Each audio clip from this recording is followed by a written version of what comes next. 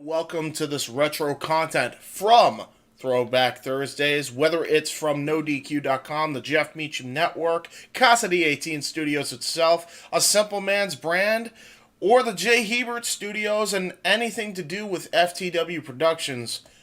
This will be the content re-aired right here on Throwback Thursdays that you could expect to see on the Casa channel. I know watching back some of our old content, whether it's the open mic night intro where I'm laid on my bed, which I kind of cringe at, especially with this cool-ass setup now, or whether it's, just about anything to do with what we have done on FTW Productions, from a Simple Man's brand, from the J. Hebert Studios, to even some Insanity Works and Retro Wrestling Fortune 44 Incorporated stuff. There's some good stuff, there's some cringe stuff, and either way, I hope you guys enjoy that stuff coming up, and, even if you didn't enjoy it, I'll be along with you for the ride. Some of the stuff does not age well, like Jeff's content does. I know he has done a deep dive on his own content and cringed at his own self, but either way, I hope you enjoy it regardless. I know in some of these clips, I have a fondness to them. So with that being said, enjoy this Throwback Thursday, and until next time, we'll see you on the J. Hebert side.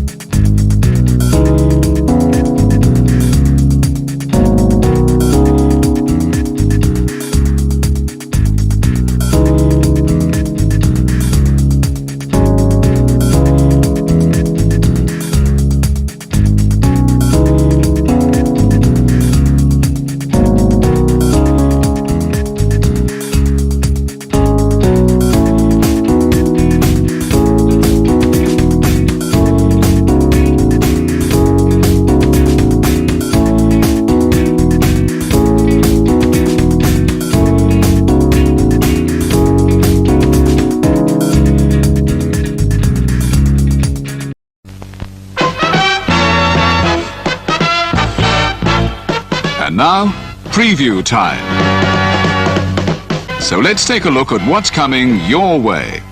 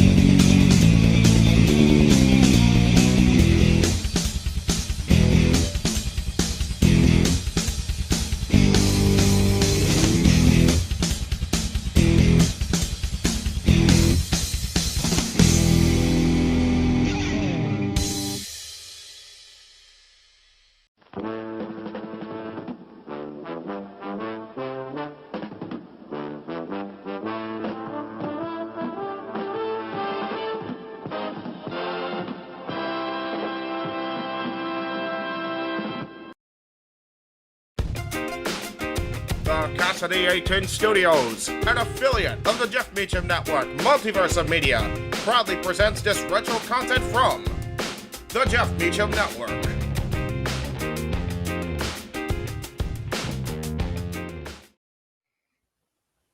JJ, Jeff, you want to kick this thing off? Because I'm still trying to process everything here. Yeah, it's like, who wants to go first? Yeah, who wants to go first? well, Come on in. It's open mic night with your host. you could maybe say there's really 4 topics, but it's split into 6. The Renegade, J.J. Williams. The Sammy and Eddie Kingston thing, which one's the better smelling turd? And his panel of co-hosts. I am founder. We'll call me that for today since we're going with the Jeff Jarrett love theme here this week, according to JJ. The West Coast Professor, Jeff Meacham. karma is karma is karma. That's professional wrestling! Damn it! The Simple Man, Noah Foster. It's showtime! Yeah! How you doing, JJ? How you doing, Jeff? James. Yeah. And the He-Man, James Hebert. Imagine Bill Burr, Joe Rogan, Paul White, the Baldies. There you go. It sells itself. Get in there. Short his ass and shit the bed. He's not Amber Heard. Give it time, JJ. Give it time. No, I'm sure Jeff has some stuff that Dumb move. Just don't pull this bullshit again. You get one. Tony needs to stop caring about the ratings. Bradshaw said as long as the ads are in place, we're not going to lose that third hour. Ring of Honor does not have to be AEW Light. They don't necessarily have to coexist with each other. We kind of saw that tonight to a degree. Along with a panel of guests. He is no longer glorious. Don't you bring that up. You want me to rant about what my NXT used to... No, we are done here for the night. I swear, James. Because you never know who may show up for open mic night. I leave our company in the capable hands of an extraordinary group of superstars, employees, and executives. The first thing that came to my mind was, it's about damn time. Amen. I literally touched everybody in the state's trash. So it's horrible, you guys. Peyton's new thing is Dennis the Menace, but it's funny because she calls it Dentist the Medicine. That's great. When Elliot Taylor came out and did Born for Greatness live, I was popping my pussy, having a great time. I didn't care. I was having so much fun. Sit back, relax, and enjoy the show. Fuck Bill Belichick.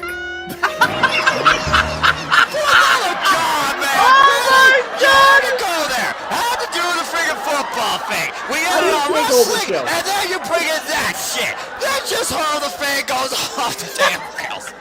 Brilliant, bloody brilliant.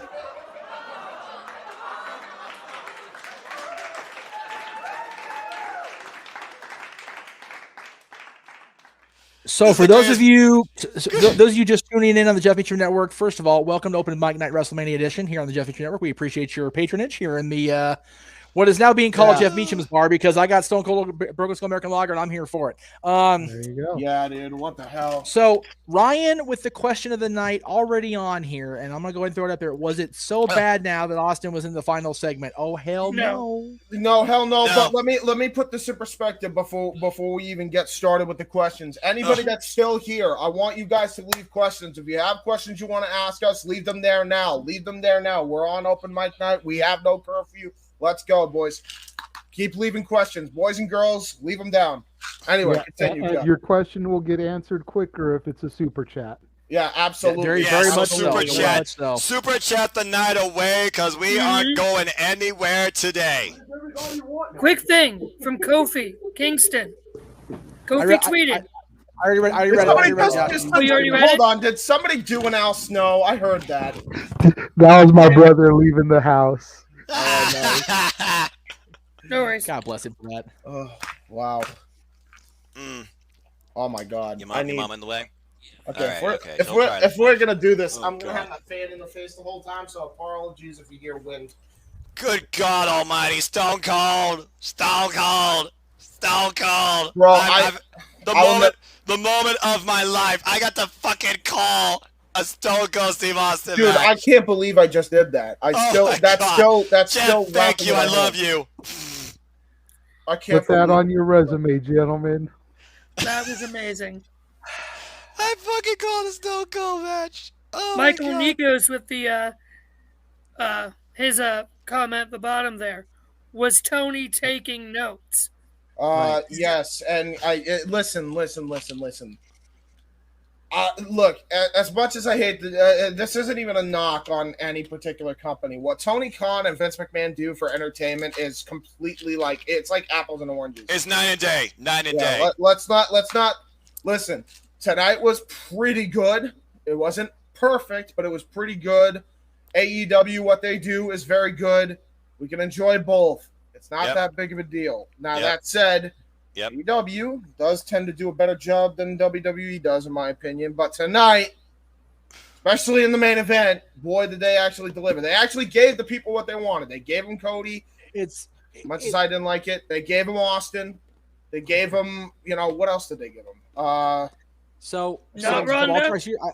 I see your super chat. Give me 1 second. James and Noah, and just think, and everybody that was watching last night, think about this for a minute. We encouraged the WWE office after last night's by God believable Ring of Honor return to go for it. They did every step of the way, and there's still one more night to go. Yeah, yeah, which is they've arguably given the us more 2 events in one day, and they still have tomorrow's event. And honestly, Takeover, as much as Stand and Deliver, I gotta get my verbiage right here. As much as Stand and Deliver didn't necessarily produce the match results we wanted, the in-ring quality is pretty goddamn good. So, that's what I heard. I have to go back and watch it. Actually, see You it. should. I will not deny the in-ring quality that I saw. Yep. Yeah, Mikey. Before I get to Walter, I'll get to you. Mikey, as far as finding a beer in Tennessee, check like local liquor stores. You'd be surprised. I literally found this at Fox Liquor down at the corner. Sure. God. I mean, literally. Yeah, you're not going to find them in the Ralphs and the major markets. Like, go to your local place. They get all the craft beers, man. That's where I got mine. All right, Walter, my friend. You had to have them special order it, so you may have to talk to the manager of your mom and pop liquor store for them to order it. Seriously, I went in and talked to the owner of the store, and he was mad that he had not known it was existing. He called his supplier on the spot in front of me. It was in my hand, and exactly a week later. There you go. All right, so we got a couple super chats. First of all, Dwayne, I'll get to yours because yours is a quick one. Happy birthday, Josh! $2 super chat. Thank you, Dwayne. We appreciate that very, very thank much. You. So, thank you, my brother. God. Yes. Dwayne's assessment of giving it a solid B+, I'd say that's a fair rating for this tonight's. I would too. The thing is, JJ. Night 2 has to hit A- at least, or we're gonna have problems. So anyway, yeah, I was gonna say it definitely was an A quality because there were a couple hiccups in the beginning. No, absolutely was there hiccups. B+, I'd say that's solid. That's all so right. Walter, with your super chat, Noah, get some water and fucking breathe over there, dude, please. I'm fine, man. What are you talking about? I'm perfectly fine. Imagine after Reigns wins, the Rock's music hits to cap off night 2. I wouldn't be able to handle it. I think I'll pass out 2 legends while we God almighty. Yeah, dude. We get the Undertaker's retirement official, the Hall of Fame, everything. We get Austin's last match. God almighty. I can't believe I said that out loud. And if we get the Rock tomorrow, there will be a situation. Okay. Like, golly. Yeah. I agree. Here's the thing with that, though. Isn't that exactly the main criticism that a lot of anti-WWE fans have? Is that they're relying all on the legends and not on their actual current stars? But to counter that, look at how we're reacting right now. It's Stone Cold. You can't put apples to oranges when it comes to fucking Stone Cold Steve Austin. Yeah, no. If you're a pro wrestling fan or a sports entertainment fan, dude, like that was ridiculous. That was ridiculous. JJ, you were talked over. Go ahead, my friend. I was gonna say what you got to keep in mind, Walter, is that I'm with you. I'm with you to the core. But if they're gonna do that, they're gonna do it on Raw. Right. Yeah, 100%. They're gonna follow the storyline that was done 19 years ago, ironically, with Austin and Rocky. Yeah. Yep. Roman has faced Brock twice at Mania. Roman has lost twice to Brock at Mania. Roman is going to beat him tomorrow night. He will come out on Raw, and he's going to make that challenge like Rocky did. What else is there for me to do? And in Rocky's case, it was Goldberg. Yeah. In Roman's case, it's going to be Rocky. For the true head of the table, the top of the bloodline. Yeah, 100%. That's truth. Yeah, again, you're speaking facts, man. So I have been asked to show this picture by a trusted member of the team, so I will go ahead and do it now. As we were talking about during the last, what we thought was the last match of the night between Ronda and Charlotte, I was mentioning how beat up Ronda's chest looked relatively earlier in the match and how William Regal was sitting there somewhere, no doubt proud of that. There is a member of this team, I don't know if everybody's aware of this, there is a member of this team that not only has taken chops to the level that his chest was beat frickin' red, but it was a birthday situation, so it was amongst friends at a independent wrestling show. And I will go ahead and try to get this thing to load here if I can. Boop, there you go. See if it goes. There it is. Oh my God! Damn, JJ! Holy shit! Oh my God! No, Yeah. no, I would. Yeah, no, That never. was my christening into the fraternity. Me and Jeff had been helping out the guys at Battleground Pro Wrestling, BPW, here in Los Alamitos for a while now. They were so cool to us. We were basically their social media ambassadors, man. We were talking about their shows on the channel, putting them over, previews of their upcoming cards, results, filming matches and uploading them to the channel so they'd get noticed, the whole nine. That's pretty My cool. birthday came up, and that was their welcome to the club. Yeah. That's cool. That's pretty damn epic, brother. And JJ, the best part about it is that, number one, they were respectful of me and the fact that I wasn't a trained wrestler. So if I asked them, give me a second to catch my breath before the next one went, they did. They acknowledged that, gave me a second to catch my breath, and then as soon as I said go, whap, lit me up again. That's pretty cool. So, JJ, how old is this picture now?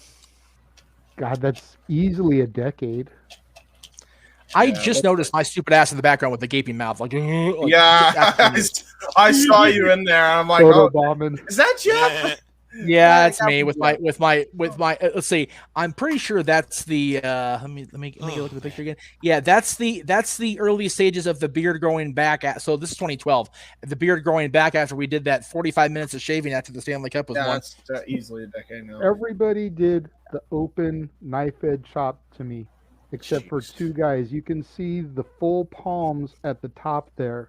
Those were from the Suburban Commandos who did the straight up and down Andre chops on me. Oh no! The big show chop. Grizzly Magnum. Yep. Grizzly Magnum by Keith Lee. Oh jeez. Yep, exactly. Real quick, just because I think this comment is funny, if you can highlight it, I'll read it out in the epic. I didn't want to, but okay, since you brought it up, I will.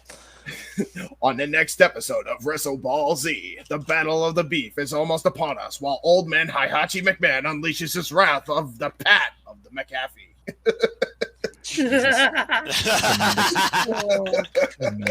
So I love it. I wanted to throw that out there because I'm proud of those chops. That was a big moment for me. Absolutely, man. Respect. We were talking about Ronda, and it's like, dude, you've got to show that to the people that may not have seen that before. And Jeff's like, are you sure you want that going out over the air? I'm like, dude, F it, I'm proud of that shit. I don't care if people see my freaking gut and stuff. That's the one thing I don't have is I was probably about 30 pounds lighter there. Now what we need to do is have a chop off between JJ Williams and Chris Van Vliet. I mean, it's just gotta happen. Yeah, I agree. No, Chris Van Vliet, he took a hell of a beating too to his chest. I mean, to be fair, I love both men. I don't want to see that. Number two. No. They just chop each other. It might not hurt as bad. Oh, okay. Well, okay. That's right. So here's my issue with what JJ just did now. Two things. First of all, mega respect for taking the chops. Number two, I've told everybody next year at WrestleMania is my birthday. I'm in trouble now because they're going to be hunting me down. 80,000 people are going to be hunting me down to do that. So scary shit. And it's 40, not 30 or 20. Like that's 40 chops per how many people I run into. I'm going to be in a morgue the night of WrestleMania. Yeah, that's ago, probably accurate. That's probably accurate. That would have been 35, 36 for me. Was my age. Wow. I respect that tweet. Wrestling is a love story. Courtesy of Cody Cody Rhodes. It Rhodes. is. Hell freaking yeah. Respect. So Wrestling since we're having an open mic and since I actually get to be part of it and my voice came back, thank God for the Jack Daniels. God bless you, Len. Appreciate that. All right. God bless you, Len. Appreciate that. Anyway, let me just say this. I know that the Cody Rhodes thing is very divisive amongst everybody. I know a lot of people don't understand why he was booted in AEW toward the end. I don't either. For the record, I don't get it. I will never get it because, again, I'm biased for reasons. But dude, if anybody at the end of in the day, comments, by the way, can tell us, I'd be greatly appreciative because I still don't get it. I don't know if Jeff. It makes no goddamn sense to me. It really doesn't. Cody made a decision years ago to invest in himself, and he told Hunter at the time, "It's not about disloyalty to you, despite what you did for Dusty. It's not about making more money. It's not about storyline. It's about me needing to be me and do me things." And he did that. He's done that for the better part of 4 or 5 years now. And for whatever reasons are internal on him and his wife and his new baby. The thing is, even with WWE, their schedule is still much lighter than it ever was when the Dream and the Dust and the Gold Dust guy were on the road with that company, or when Dusty's on the road with NWA champion or with Jim Crockett. Neither one of the Cody's not booking the territory anymore. Cody's not running the company anymore. Cody, from what I understand, will still be allowed to do outside endeavors, which is very surprising knowing the company's history with that. Everyone is now. It's one of those, Cody wanted to right whatever wrong maybe he felt happened on the way out. Maybe he felt his fans happened on the way out, because I don't think there's a good many of us, and I know there's a few exceptions, that thoroughly, without regret or without bullshit, liked the Stardust character long term. So Stardust. I think Cody coming. Go ahead, Jeff. I think Cody coming back as the American Nightmare with that music, which I was just so popping for the record. Yeah. I think that James is very right to be pessimistic about it, because it is the WWE. And even when people come in or come back on their own terms and basically acquiesce to do what they're asked to do within reason, there are a glaring amount of examples where they tuck tail or they fold their hand and acquiesce to the company. A great example of that, and again, I'm going to go off on a tangent here, but it's Mike Knight, so I can do what I want, is Rena Sable. Her reason for leaving the company and suing for $110 million was being asked to expose her breasts on live television and to do a lesbian-like storyline with another female competitor. She was back with that company less than a year, and she did both those things. Yep. So and it is amazing to me. Since, and by the way, to add to your point, she never returned to the industry, and they refused to mention her name at the Hall of Fame. Mm-hmm. Right. So. That surprises me, number one. What really surprised me, and I am going to bring this up because I do want to bring this up, but I'll do it in a second, about another Hall of Fame thing that happened last night. The bottom line is, if Cody is happy to be back, then at least for now, we should be happy that Cody is back. And as far as Brandy, if you're sad for Brandy posted a picture in social media of her backstage. So she was there with Cody when he came off stage, off the ramp, and they looked happier than I've seen them since that little baby was born. So good on them for that. That's now, all that matters. I will bring up a topic. I still feel bad. And like I said, you have every right to be pessimistic and worrisome because the reputation and the history is there, brother. Yeah, thank you. So, I appreciate that. Now, open mic night discussion topic number 1. How in the hell does Undertaker go into the Hall of Fame last night and there is not one single mention of Mick fucking Foley? He did. I didn't hear him say Mick Foley. Mankind. In mentioning his opponents, he mentioned Mankind. Well, okay, I'm sorry. Vince mentioned Mankind in passing. How did Undertaker not bring him up? I did not. Okay. Let me rephrase.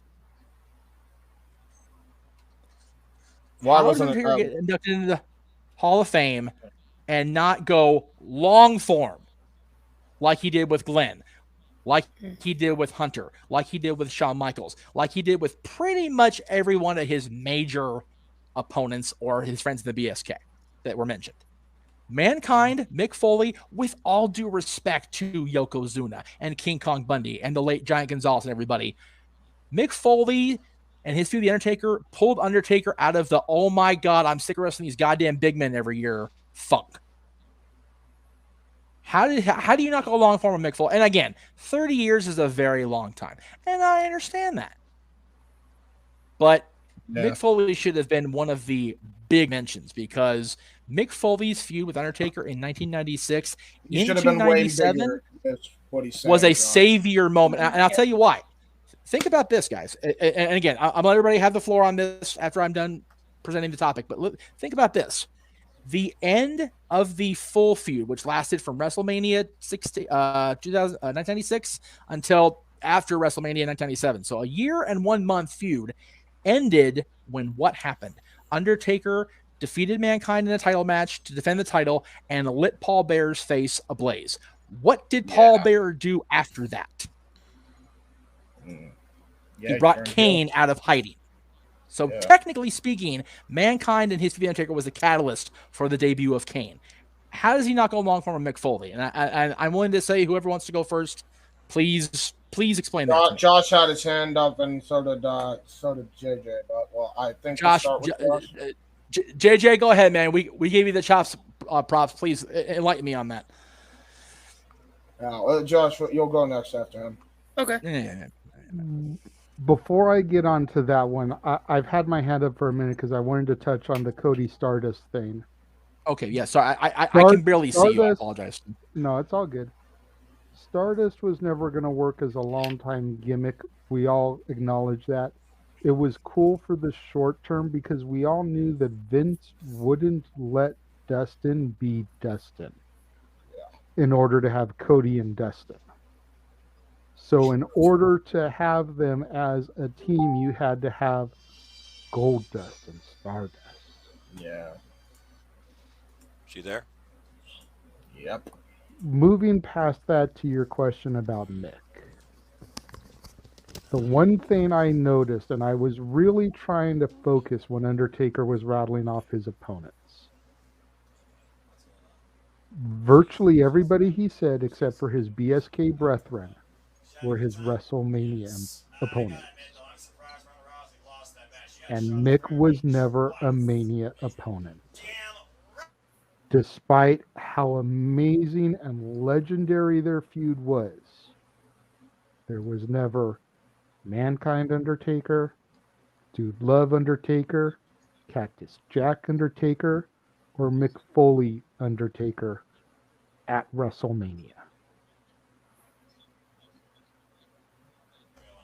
The ones he went in depth about, Shawn played a pivotal role in 3 matches. Yep. Hunter, 3 matches. Kane, 2. And then his BSK brethren. Fair enough. That's why Mick Foley didn't get a mention from Mark at the Hall of Fame. Do I think it's right? Nope. Fuck no. Mick should have been one of the first names out of his mouth. Before Snuka. Before Giant Gonzalez. You let those names come out your mouth, but you don't say Mick Foley? Yeah, that's fucking outrageous. I'm sorry. But, again, flip side of that coin. Those were Mania opponents. Mick was not. Josh. I personally could have sworn I heard him say Mankind. He did mention the Boiler Room Brawl. And I think that Mark not mentioning Mick Foley, he mentioned, I swear I heard him say Mankind, but him not saying specifically Mick Foley, I have a hunch that is by company order.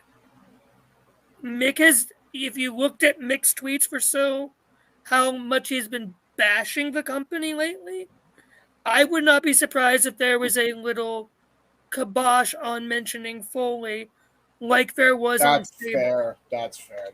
He has been after the company for a while on Twitter. I don't think he's on good terms with WWE right now.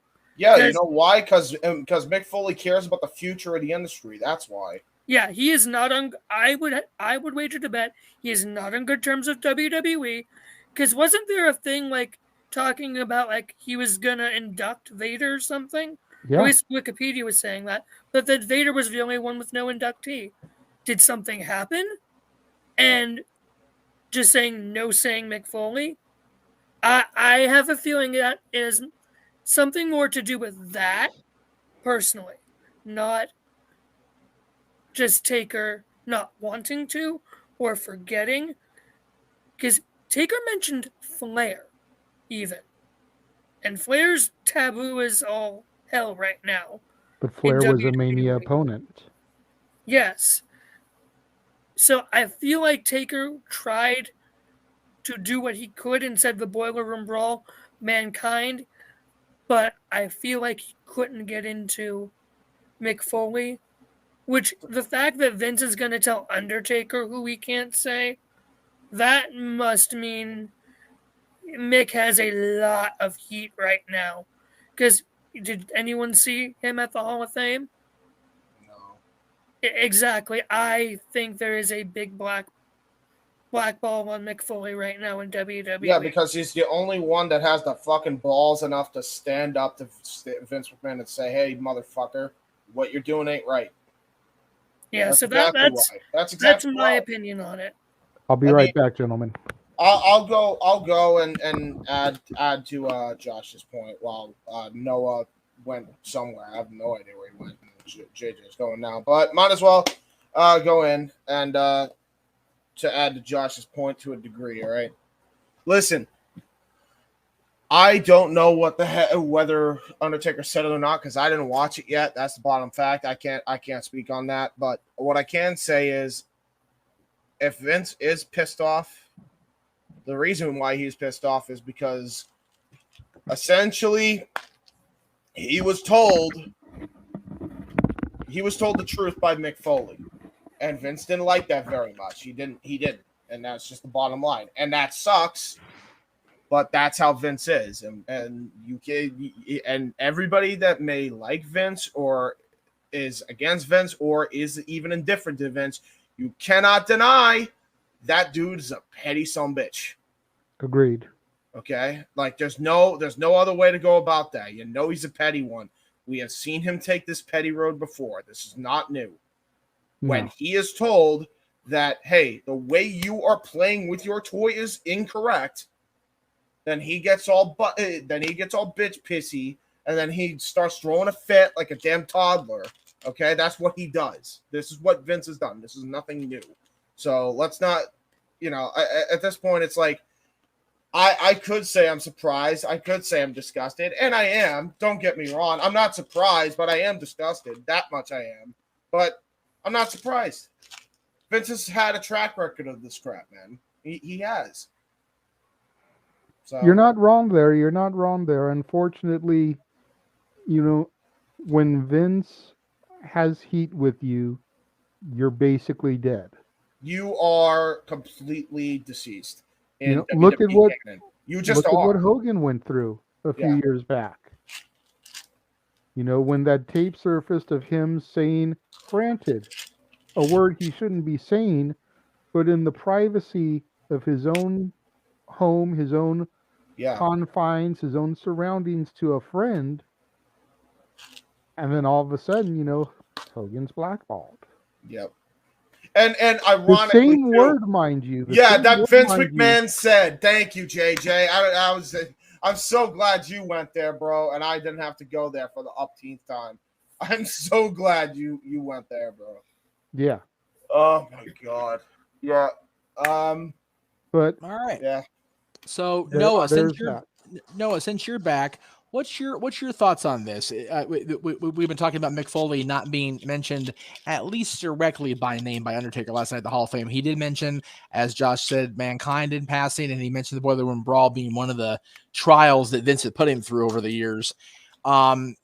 If it's not a political thing, or if it's not a Mick Foley bashing the company thing, is there anything you'd like to add as far as why would they exclude Mick Foley by design? No, you're on mute.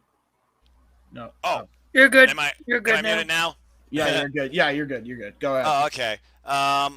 I find it rather odd because one of the most key moments I remember as a child, again, going back to my JR mannerisms, I think about the feuds that Mankind and The Undertaker had. One of the most immortal moments of his career, of course, was King of the Ring, back at that steel cage, or botch, Hell in the Cell. They threw him off the top, and we thought he was broken in half. And I would think that would have been a moment right there that was made between Undertaker and Mick Foley. I would think Mick Foley was very instrumental, especially in the early days of Undertaker's career. So I know why Vince may have just dropped the name. The fact that Undertaker really didn't acknowledge that, but he acknowledged, of course, Glenn Jacobs and truth be told, Brothers Destruction was a longer thing. It did feel kind of weird to me, but maybe it was just the fact that he didn't really highlight necessarily the Attitude Era as much. He talked about those in the long run, but I would think there'd been some sort of just mention. I wonder if they were backstage at all. Did they ever have a backstage confrontation? Is there heat between those two? It did feel a little odd not hearing that come out of Mark Calloway's mouth. Any acknowledgement of Mick Foley or the faces thereof.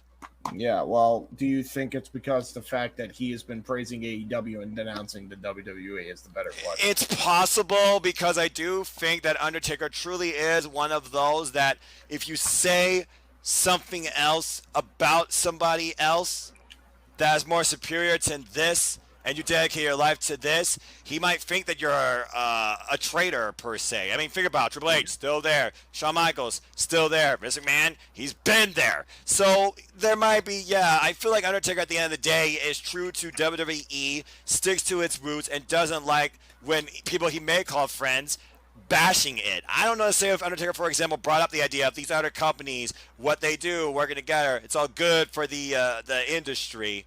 So it wouldn't surprise me if that definitely was a leading factor, because in no way, shape, or form have we ever heard Mark Calloway acknowledge even AEW or any other enterprise as far as what they do or bring to professional wrestling. Yeah. At the end of the day, it goes back to one of Mark's mental tidbits that he threw out last night, loyalty. He's been with that company for 32 years. Yeah. He very easily could have left to go to WCW when the chips were down and they were whooping the WWF's ass for those 83 weeks. Got paid buku bucks and a hell of a lot less dates. But Mark stayed loyal to Vince. Yep. So I'm looking at the comments under Mick's daughter's tweet, and I'm seeing some people say that he also did not mention Rock or Austin, or even someone said he didn't mention AJ or Lesnar, but I don't know if that's accurate. Well, again, going back to JJ's point, Austin and Rock weren't Mania opponents, so that would be that point. Lesnar, I mean, whether the historical significance of Lesnar and Undertaker WrestleMania cannot be undersold by any means, but you have to remember, Undertaker doesn't remember anything on that night past the first 5 minutes of that match. No, it's one of his most horrid memories of his life. Now, with that said, he did have an awesome first string of matches when Brock first came in, and he had an even better last string of matches after WrestleMania 30. But yes, and I also say this: as far as AJ, again, a wonderful send off to a career, but his brother died that week. So it's a fucked up time in his life. Exactly. So that's probably why it didn't happen there. Now, all right. And even then, let's be fair to the WWE. It also probably was a time thing. I mean, let's be. Oh, I'm sure. I mean, he went almost an hour just himself after the entrance. That should be considered at least. I completely agree about that as well. And also, again, it wasn't like Stone Cold and Brock Lesnar and those names you said were through that entire time alongside The Undertaker, just under this company. Yeah, if anybody... And also, Stone Cold and Brock are both going to get a ton of fucking time this weekend. So it'll be okay. yeah, 100%. So, next topic. I want to know, out there in the universe, why Dwayne Atkinson is such a sick, twisted, vicious son of a bitch. Good God almighty. What the hell, Dwayne? Are you wanting Jeff to die of a heart attack, you psychopath? What is wrong with you? What the hell, dude? Jesus! No, absolutely not. I agree. No and way. By the way, you're also sick and twisted because how dare you mention that G word on this podcast? His name is Walter. It's a stupid idea from bad creative. Get that filthy name out of your mouth. Your name is Walter. My name is Walter. Thank you, James, for taking the words out of my mouth and making me avoid a rant, as my voice does sound hoarse. Yes. All I'm gonna say is if he's gonna dead on Monday. All I'm gonna say is if Dwayne wants to try to put that kind of juju out in the world, there should at least be a $40 super chat to that. Yeah, I agree. Super chat your way to support your claim. No. I'm gonna tell you right now, for Jeff, that ain't worth $40. Jeff, don't sell yourself short like that. Listen, thank you. I'm just saying $1 a give shop. him 500. Give him 500, and you at least pay the man's rent. At least we're talking that. And maybe a medical bill and a defibrillator. I was gonna say, by the grace of God, if this happens at WrestleMania 39, that's what he said. The King's Old Hospital, Centinela, is right down the street. If you want to pay for my medical bills after what Walter does to me, we'll talk business. But for right now, super chat, because $2 a super chat, which granted was wonderful for Josh's birthday. Don't get me wrong, but that's fucked up. What's wrong with you, dude? Caught it, space, Jeff. You're on point. Oh my God. And I'm just going to throw it out there. If that does happen, if we are able to make that happen, you can better believe I will be filming it on my phone so we can air it live right here. Yeah, on the Jeff Meacham And then Network. Jeff I wouldn't blame you. and JJ could both make money off it, dude. You gotta think business here. You gotta think business. Bum, bum, bum, bum. You see what you did, James? You see what you did, James? Oh, damn it, Dwayne. James, you're bringing down the profits. Hey, you can still bring in the 40. Just don't expect it for the Walter chops, bro. I was going to say, I mean, at the end of the day, since they're not doing it anymore, we're talking about profit. I'll steal the gimmick. My name is Jeff Meacham. We want the smoke. Come on. And if you're not going to super chat that $40 anymore, go to the Spring store for the Jeff Meacham Network and buy some of the nifty merchandise. Yeah, cheap plug. Yes. Cheap plug, and I approve. And now I have to say, Jeff does bring you the swag like nobody else can. I do. No need to brag. And not only that, I haven't. yet.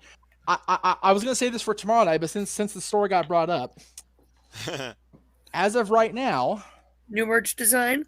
This design is the very first official Jeff Meacham shirt on Pro Wrestling Tees.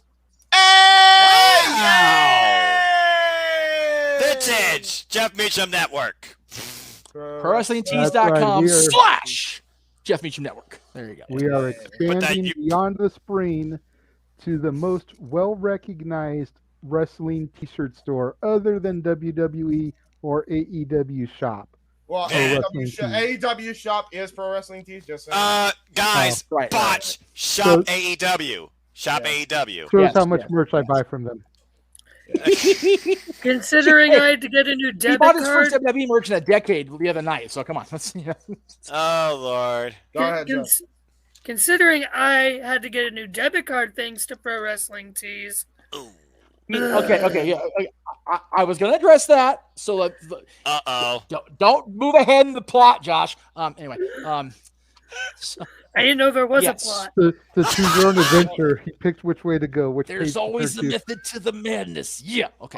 I am the plot, Josh. It was me, Josh. It was me all along. How much do I have to pay Virtue to get him to do a debate with you? Oh God, no! Please don't do that. We gotta push that. We gotta push that. I'm ready. So anyway, so yes, I do realize that there is a issue with Pro Wrestling Tees. I have talked about that with. I'm literally doing it. Just go ahead, do what you gotta do. I understand there is issues with them and their customer base, shall we say? However, we are exploring other options in addition to Pro Wrestling Tees because, like you said, the world does not revolve around a spring, nor revolve around AEW's official shop. So there you go. There are more.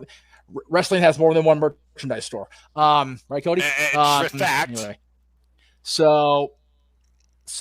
But anyway, it's loading. You'll get to see it in a second here.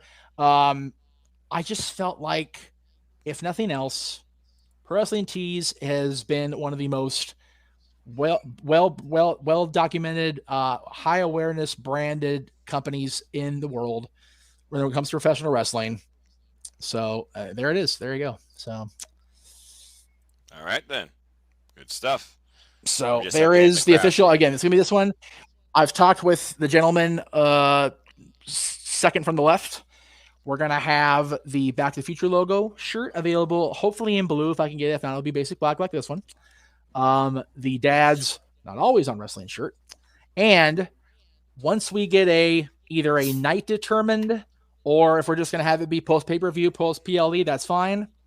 Open mic night shirt on Pro Wrestling Tees. That's so cool, man. That's nice. So cool. So, great job. Respect. Just keep doing what you're doing, Jeff. I appreciate that very much, guys. I really do. And I know so again, we will try to get all these shirts and everything. And I'm going to plug, like you said, I'm going to get past WrestleMania tomorrow night. We're going to do the whole new schedule announcement, which will be at the end of the show tomorrow. But we're going to go into a big phase of, I'm going to annoy the living piss out of everybody with promotions, with plugs, with everything like that. So just a fair warning. Because I am making no damn money on this. And at this point, the fact that I had to scratch, claw, bitch, moan, whatever to get over the super chat hump this weekend, which again, hopefully will happen.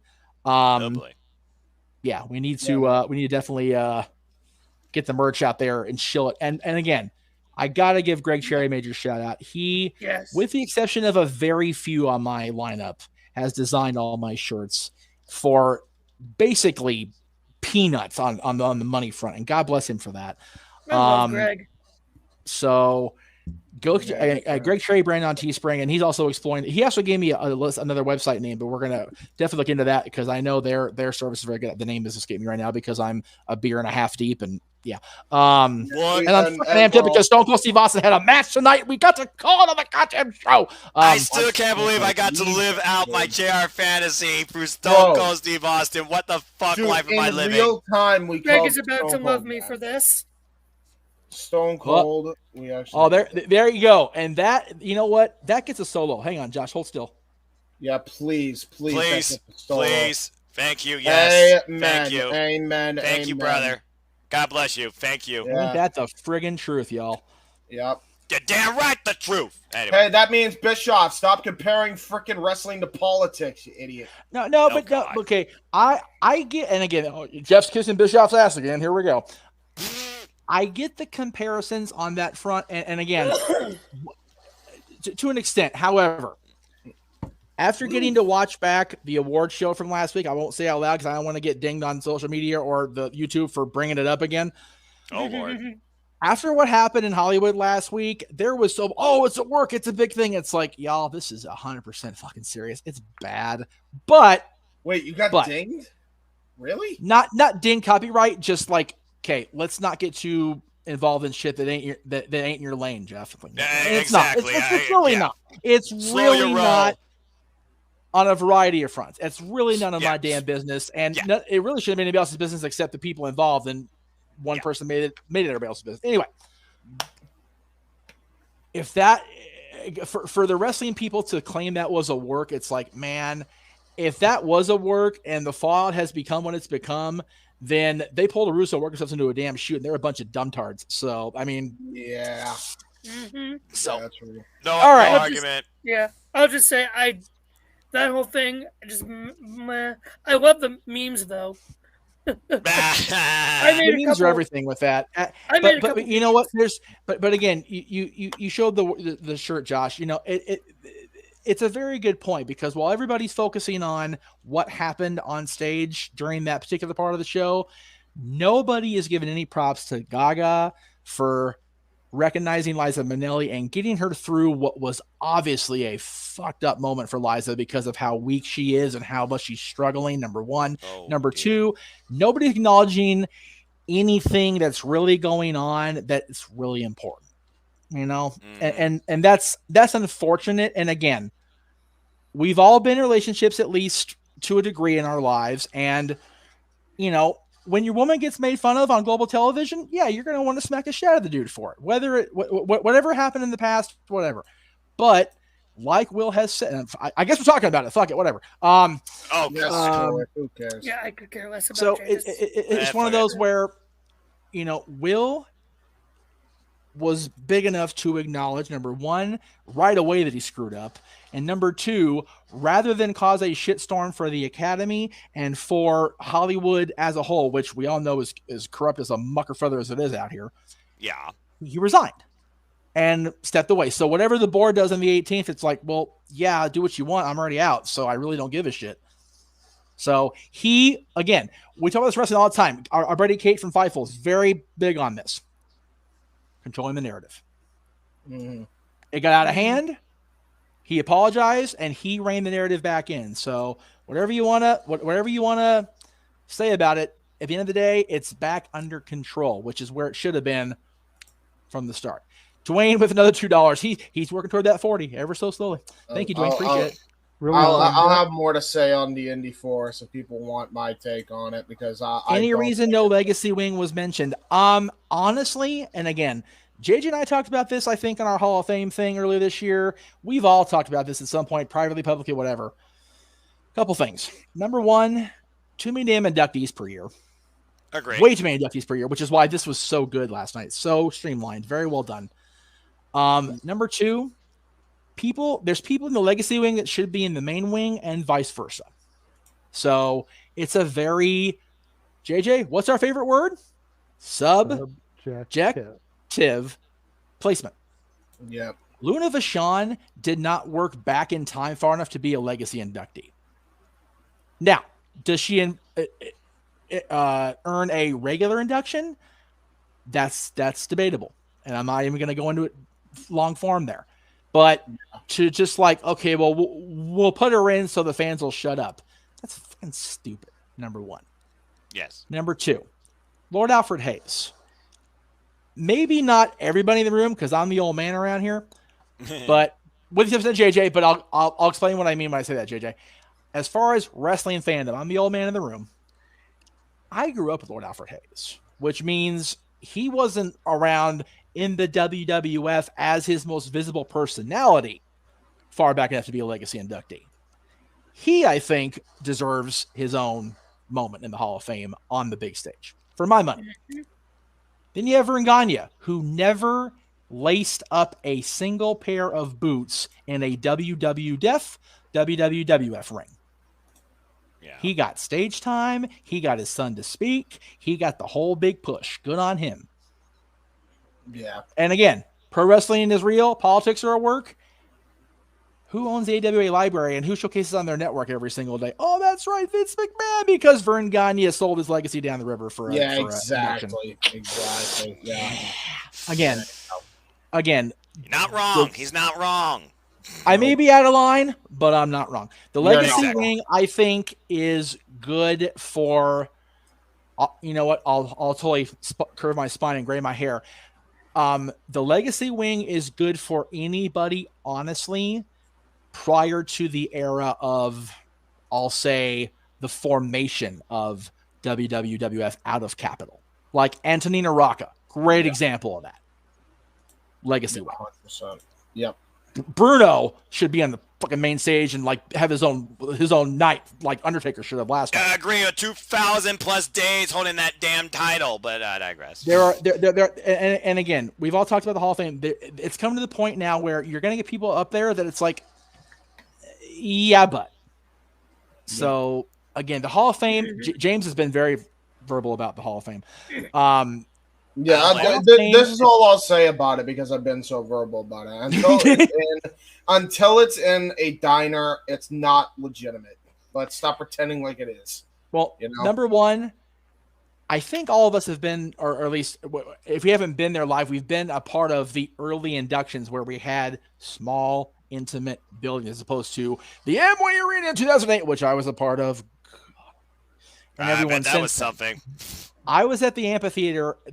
I was at the amphitheater when it was still called the Universal Amphitheater. It was the Gibson when Hogan went in 2005, but it was still an amphitheater. It was still a small concert style hall. perfect for a Hall of Fame induction. Yeah, fair enough. The minute they moved to Amway in 2008 and had and again, you have to. You've got The Rock, you've got Flair, you've got all these freaking people that, if they're about the bottom line, they're about the dollar. That place, you couldn't scratch your ass in that building without hitting somebody with your elbow. I mean, for real. Yeah, for real. So Yeah, I get it on the money front, but on the intimacy and on the recognition of the greats in the environment they should be recognized in, it's horseshit to have anything bigger than a diner, like you said, or a smaller knit arena venue. Excuse me. Yeah. So legacy. So to answer your question of what time it is by telling you how to make the watch, don't know. Yeah, no. Jack Tunney should be in there too. People hate on Jack Tunney the character, but the Tunney family, oh my god! With no Tunney family, there's no Canadian WWF. Period. I mean, period. Yeah, seriously. And quite arguably one of the more influential and yet one of the most silent figures, authority figures in the WWF period, kayfabe wise.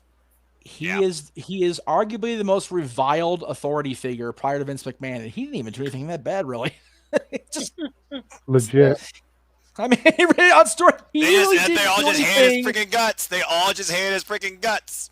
He stripped Andre of the title. That's enough. Well, he didn't do anything evil or wrong. No. He didn't strip Andre. Let's be okay. Now we're getting Jeff wound up. Okay, here we go. All right. Now you've done it. Good job. Ted DiBiase should be recognized as a WWF champion, and that's Jack Tunney's. Thank you. Amen. Thank you. Amen. Amen. So should Owen Hart. So should anybody that has defended the WWE title. I don't care if it's a house show or a televised event. If they defended it on a WWE branded show or WWF branded show, they are a WWE champion. Kiss my ass. Jinder Mahal was not the 50th. Yeah, I'll agree to that shit because I had to live through that live. Absolutely. Not my 50th champion, okay? Yeah.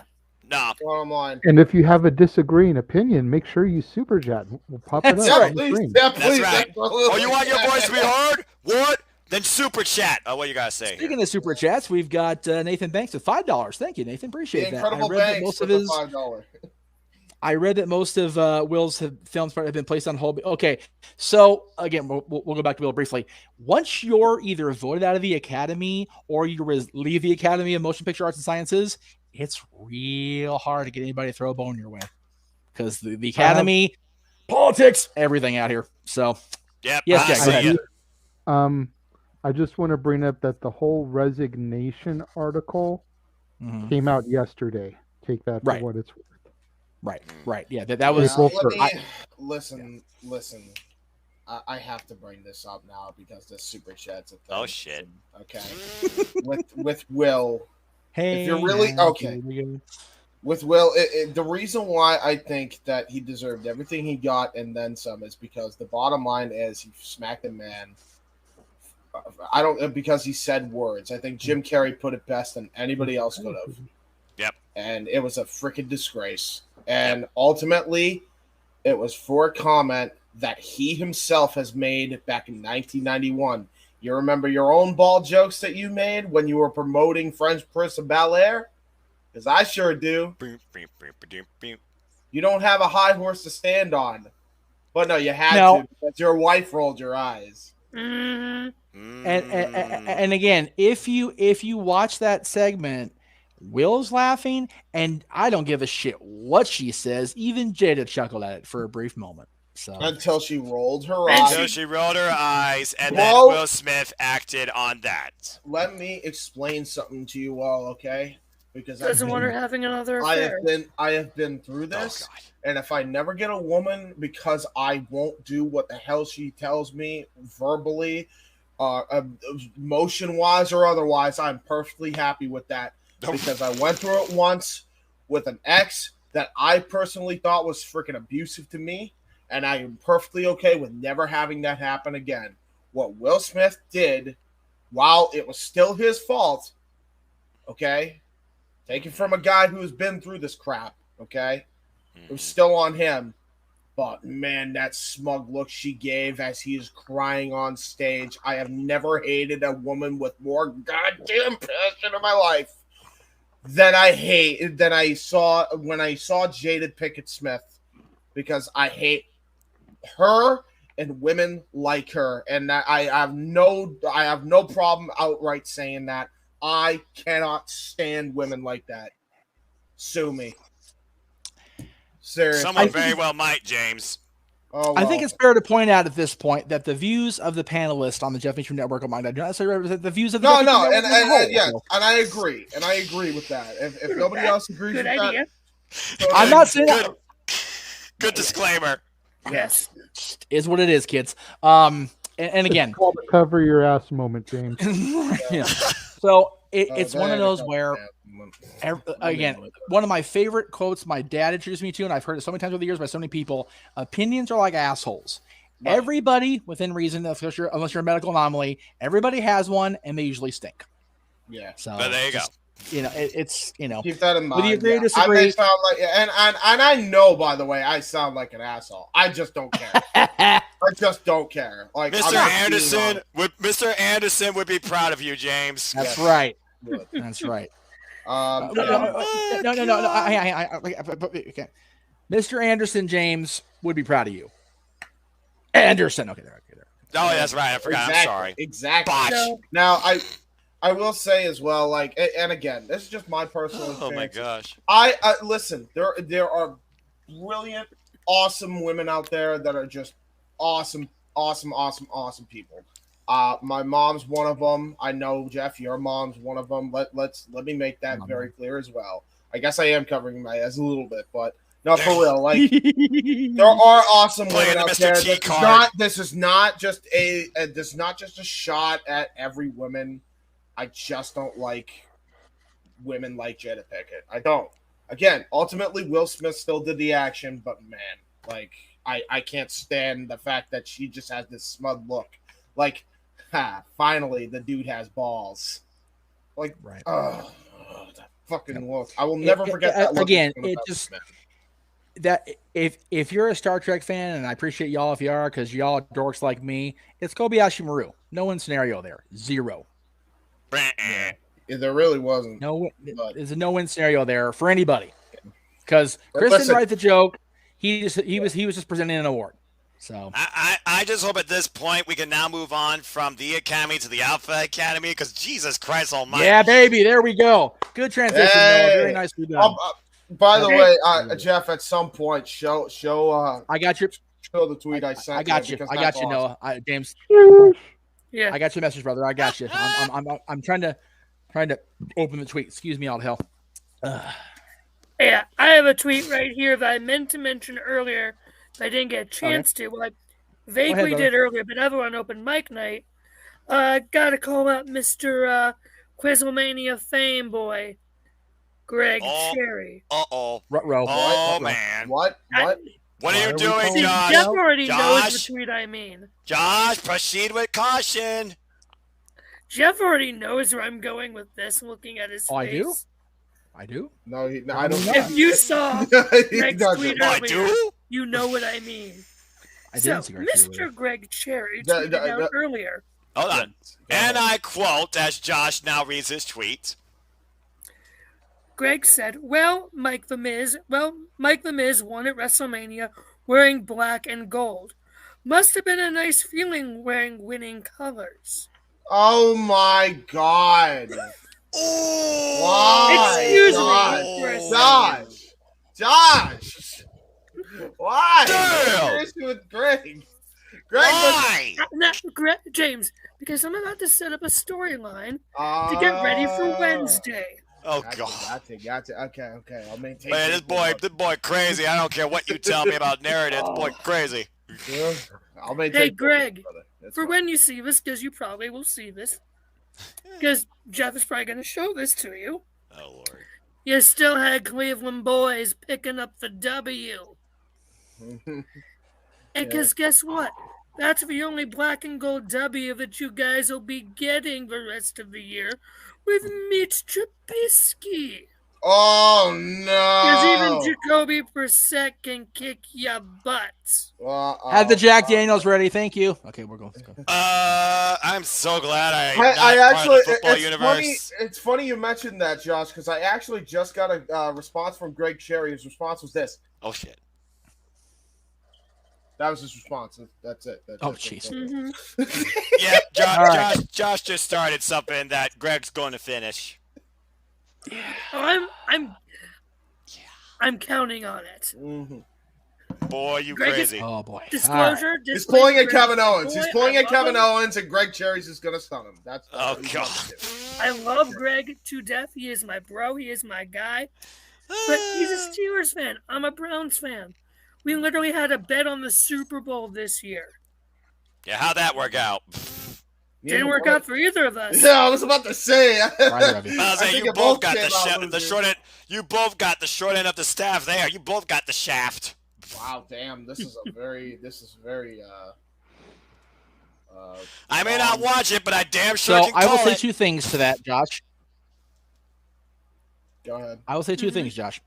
Number one, whatever colors Miz wore, whatever team he represented, at the end of the day, the Dallas Cowboy cheerleaders were still in the building, and I had a good night because of it. Number one. Number two. Hell yes. Amen. Best cheerleading squad in the business. Now, Jesse's tweet. Thanks to James for sending this to me. Thank you, Jesse. Bloodsport ruled. GCW kicked ass. Ring of Honor, Supercard of Honor gave us 2 potential match of the years candidates. Samoa Joe's All Elite. Cody Rhodes is back in WWE, and Stone Cold just wrestled a match at WrestleMania. The fans are winning this weekend. Amen. Amen to everything you just said, Jesse. You put it better than any of us ever could. God bless you, Jeff. We love you at this network, by the way. I don't talk about you near enough, and I should, because Jess is freaking awesome. I think, I think Jesse needs some positive reinforcement on social media and not some negative ones. You fucking assholes. Anyway. Yeah, exactly. It's like I said, competition creates greatness for us as fans. Yes. Simply roll with it. You gotta love it.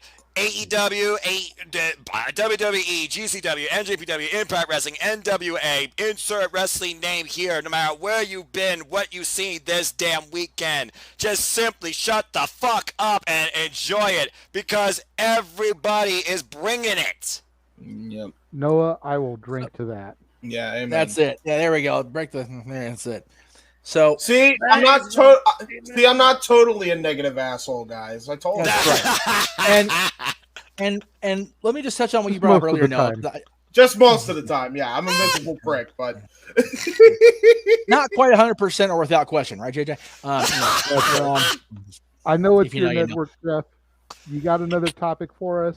And I actually do want to. I heard you guys talking about why I was dealing with my technology bullshit. Can you all imagine, as much as Noah has got worked up, and I've heard him use more F-bombs tonight than I ever have, can you imagine if he actually was a drinker? Right? Good Lord. Right. Good Lord.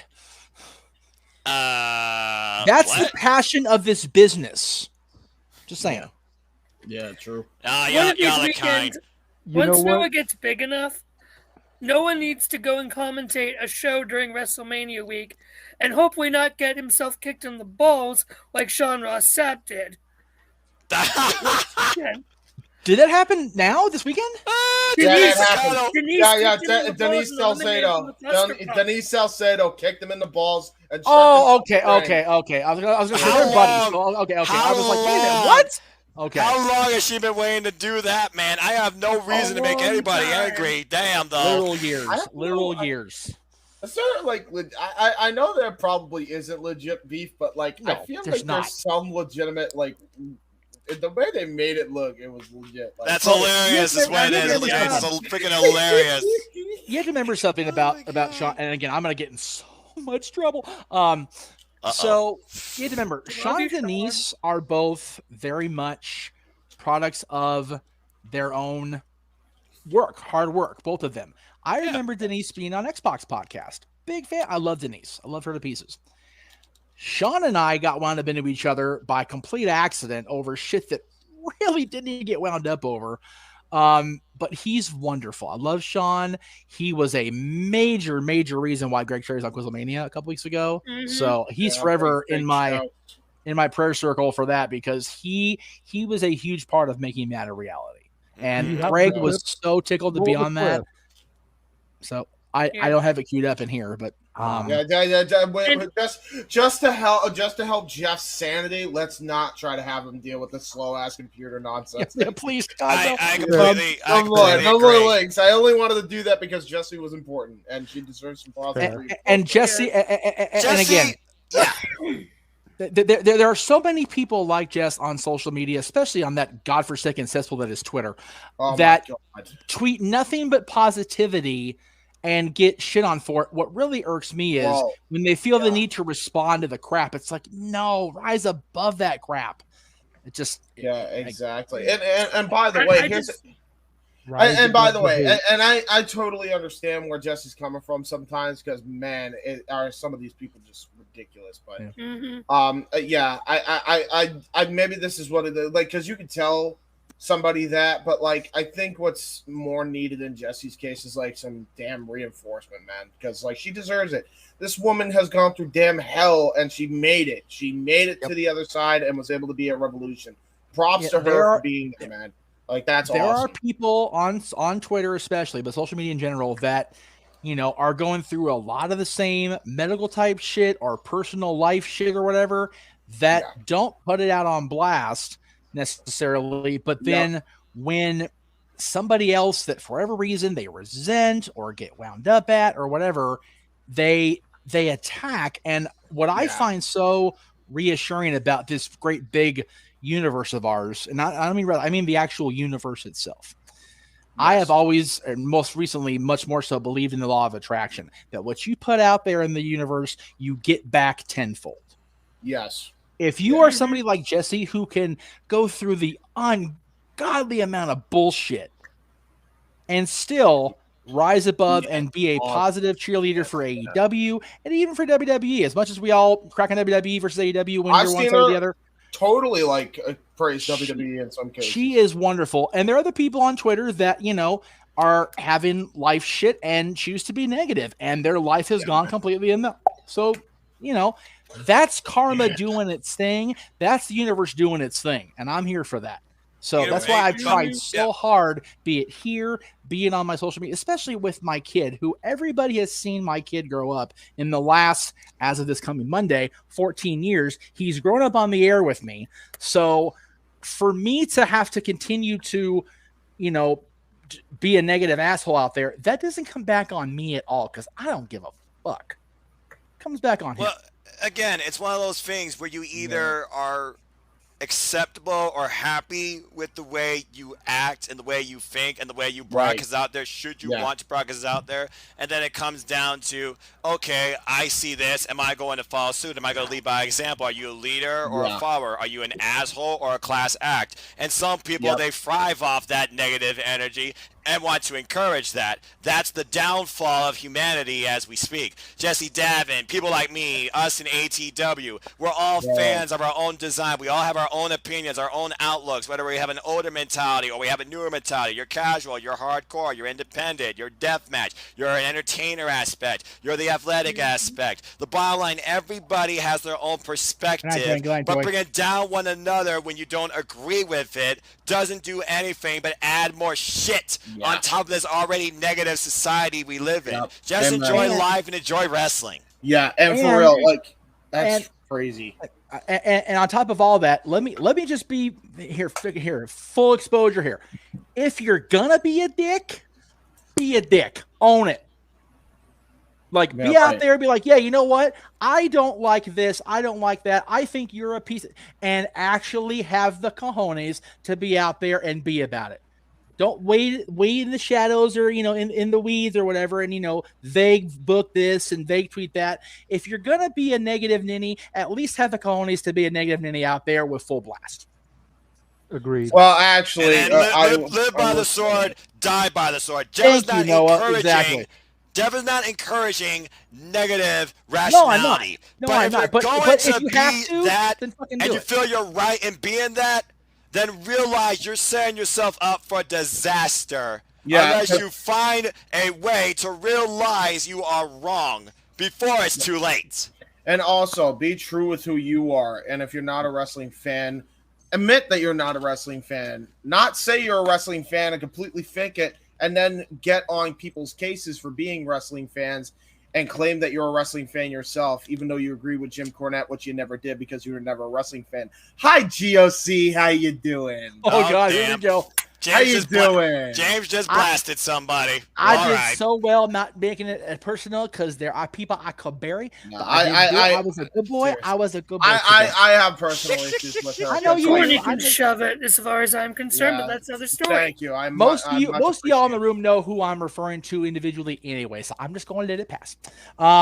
Fair enough. Yeah, and I will also say this. Not only like Jesse get negative thing for being positive as well, but like RBD Tito for life, who I literally the reason I'm here is because of people like Jeff and also like Doug and Bill from RVD Tito for life. Who Doug now is doing a podcast with Steven Jensen, who I literally did a podcast intro for. I love Steven. Steven's one of my favorite freaking people in this world. Swear to God, seriously, dude. Absolutely, amen to that. Steven Jensen, I did, and Doug was there for Mania. He was there for Supercard of Honor. He loved WrestleMania week for sure. He's having a great time, and he said he's so happy WrestleMania delivered. He got a picture of Samoa Joe, and he said, find yourself someone who loves you as much as Tony Khan loves Samoa Joe. What a moment, right? And he had a great picture of Tony Khan just completely marking out. And oh my God, the toxicity that he got, man. Yeah. And he's retweeted it. It's unbelievable. Like he had to he retweeted this just like showing how ridiculous people can be. And I literally, this is what I tweeted, I think, in response to it in my replies here. I said straight up, if I can find it in this sea of nonsense here. Everybody's jacking my picture, and it was some really bad douchebag who was telling him that, you know, he was a dick or whatever. And I said, hey man, listen, just enjoy life and enjoy wrestling. I took a Noah thing. You're not the first I've noticed in social media. No, seriously, like it's. But honestly, let me just say this. I also live by this. It's not about me. It's about wrestling. Absolutely. And I said this is exactly what I tweeted. He said, some guy said, "What a true dweeb. I have no respect for Tony Khan, and neither does Samoa Joe." And then he said, "You're crazy. Best thing to happen in wrestling in years. Without him, where are we? WWE destroying wrestling, like outside wrestling." And I said, don't even try with these people, man. You can't win. Just enjoy your night after a tremendous show and a celebration of professional wrestling. That's exactly what I quoted. Yeah, amen. And that was 24 hours ago. The problem is society is so objective. They get lost in their own thoughts, thinking they have to be crucial about everything. And the moment that their argument or statement is disagreed, they feel they have to fight or back it up. It's the fact that people believe that what they say, especially on social media, whether it's to garner attention or already get attention, they believe it's the truth. But at the end of the day, everybody's just simply sharing their opinions, and some people either overreact or take it way too damn far. Yeah, exactly. Couple things here from me. First off, Raymond Williams. There was no New Day match. It got cut due to time. Might be tomorrow. Might be tomorrow. Josh, we had a Go ahead. Josh, I didn't read that out loud because you didn't super chat and it wasn't relevant. Let me run the show. Go ahead. Oh, sorry. About to say, if it's in the chat, if it's not super chat, sorry, folks. You guys are more invisible than John Cena. We can't see you. Oh, no. Oops. One of the reasons I am even sitting here at 1:18 a.m. Same, brother. April 3rd now is I'm going to say three people mainly right now. Aaron Rift, Jeff Meacham, Greg Cherry. Aaron was the first new wrestling news site I found, and his videos, and back when he was doing his NoDQ&A and everything, you know, that was he was an inspiration for me getting into wrestling YouTube. Now, grab my own Josh Mania channel. I haven't done anything with that in a while because I've been enjoying doing a lot of stuff with all you guys, but you guys have been like an inspiration to me, and you guys are some of the leaders. I would say, I'll be honest, I still mark out when I'm tweet messaging Jeff or Greg about sports and stuff.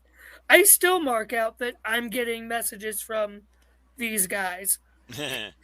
I'm making Greg get all, or Jeff get all emotional, but you guys, of the fans, because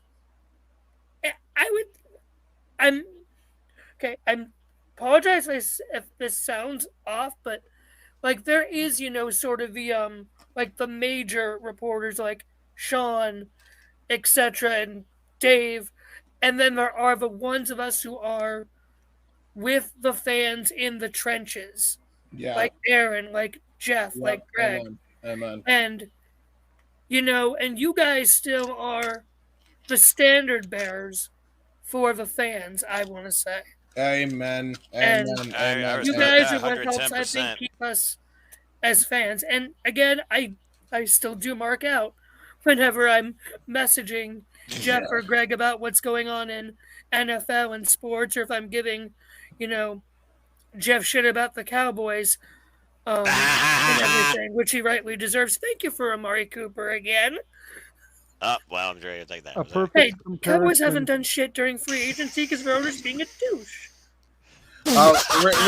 Real quick, Josh, just because I feel bad for JJ. He's had his hand up for like fucking forever. I'm sorry, JJ, but that's my little spiel on Jeff and Greg and Aaron. And thank you guys for being that binding glue for, the rest of us to stay sane wrestling fans amidst the trolls. If it's possible, you got beings of light that definitely did it. I can say a lot myself, but let's hear from the Renegade. He's been quiet most of this night. Renegade, speak. Please, you were trying to speak. Go for it, man. I was just going to say the best comparison I can make, piggybacking off of Josh's comments, is that the Meltzers, the Sean Ross Sapps, those are the world heavyweight title picture. Yeah. The Rifts, the Cherries, the Meachams, that's your Intercontinental title, man. That's your workhorse. So does that mean I'm the hardcore champion? Am I right at the bottom of the totem pole here? You and Virtue compete for that one, I would say. Hey, oh my God! What? Okay, hold on. Hey, yo, Virtue, okay. put him up. Hey, you know what? As much as I love the love fest here, let me. You know what? I have been one of Jeff's right let hands for like a decade, and I didn't even get name dropped. I got to be like the European title picture at this point. Hey, Bulldog held that title, man. That's not a bad honor. That's not a bad honor at all. So let me just clarify a few things. First of all, thank you. First of all, thank you for making me cry, Josh, you fucker. Don't cry, please. And by the way, you can have Cooper. Fuck that guy. Anyway, all right. He didn't do shit. I mean, we got where we got, and then we tanked because that's what the Cowboys do. So, I'm not saying anything. I'm just listening to all this. I'm just the guy that's happy to be here. In the business, though, so I'm good. I don't give a shit. We don't win the Super Bowl. As long as those girls keep doing that kick line of the game, I'm good. Lord. So, first of all, please, I'm sure Sean wouldn't mind his own self because Sean's a humble mucker father. But don't put Sean Ross Sapp with Dave Meltzer because Dave Meltzer's a freaking douchebag, and Sean Ross Sapp's a wonderful dude. I love Sean. Number one. Number two. I think Dave number two. Understood, but you be a douche, though. I really appreciate being acknowledged as a workhorse. I really don't think I do near enough work, so I appreciate that. Yeah, Jeff, you deserve. I was just, it's funny you mentioned that because we talked about Jesse needing positive reinforcement. I think you need it way more sometimes, man. Because seriously, not enough people give you credit. I see the tweets sometimes too. And sometimes you overwork, which I'm glad you actually took a step back and worried about yourself. So it's one of those things when you try and thrive in this business, whether you're a worker, a wrestler, a commentator, a referee, a publisher, a journalist, a reporter, you name it, there's a certain point I feel like where you exhaust your mind so much it hurts your passion and it affects you even more negatively from a mental standpoint when it comes to your own well-being. You just got to find ways to step away, and sometimes that's harder for people to do when it is their living and they feel they do so much and maybe don't get enough out of it, but just a simple like thank you or just basking in the the sun of the day that allows you to do this, and the skills that God gave Yeah, you to bring you 100%. forward to do this too. It's one of those things where you really just gotta think about how important that is in general, not necessarily how important you might be to the industry or to others too. At the end of the day, you gotta be accepted and happy with yourself. And again, Jeff, I've seen you take steps backwards and forwards when it comes to doing this and the content you make and the workaround schedules you do too. It's like I told all of you, I was the unknown introvert, antisocial, professional wrestling fan, sports fan foods as you want to call it, for 25 years. I took a chance to finally go out there and express myself as a fan, and next thing you know, I discovered Caitlyn and NoDQ for the first time ever, and was encouraged to be myself and express myself on a YouTube video, just talking Revolution, Evolution, the WWE Women All Women's pay-per-view. And ever since then, I've been able to grow across and discover and explore these networks. And while others may have found me, that was never my end goal or never my expected outcome or my expectations to seek. And the fact that I stand here now with this panel of great, hard-working, also humble, not, self-entitled or self-egotistic people too that are just conscious professional wrestling fans like me, I truly am thankful and grateful every day that I can explore and enjoy this industry just to live life and live wrestling. Yeah, for real. And you made a point on the WWE prediction show, man. I mean, to hear that you came from being this introverted fan to discovering NoDQ and doing your own videos, and then you were on 4 prediction shows this week. That's how sought after. Bro, holy shit. I mean, you want to talk about workhorses, everybody. Round of a goddamn applause for Noah Foster. What the hell? That is how sought after you have become, my friend. You're on 4 prediction shows this week. And now you've anchored 2 nights of play-by-plays. Like, yeah, and let me on the real, you I like to toot my own horn sometimes, but you're the fucking MVP of this channel this week. 100%, no doubt, Noah, absolutely. You did how many shows did he do? He did 2 so far. At the very least, he did the NXT ROH predictions. I'm pretty sure he did 7 shows this week. He did the ROH call yesterday. He's done this call today. That's 4 shows in 6 days just on this network. That's not counting ATW View on my channel earlier today before we went live.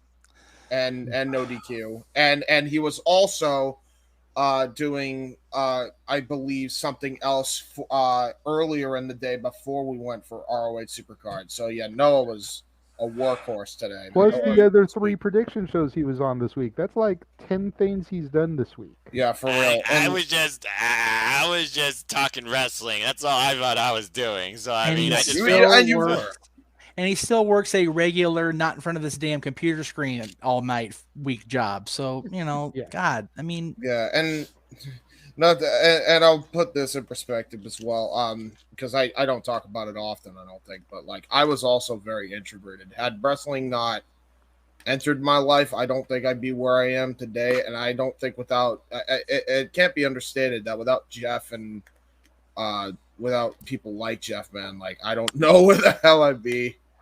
I really don't. And dude, it really is. I really think it comes down to the fact we called a Stone Cold match tonight.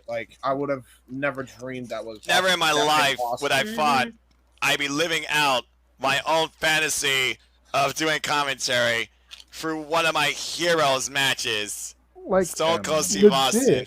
Legit, the last 2 nights, you guys were able to call the return of Samoa Joe on a Ring of Honor fucking pay-per-view. Yeah. And a Stone Cold match. Yeah, dude.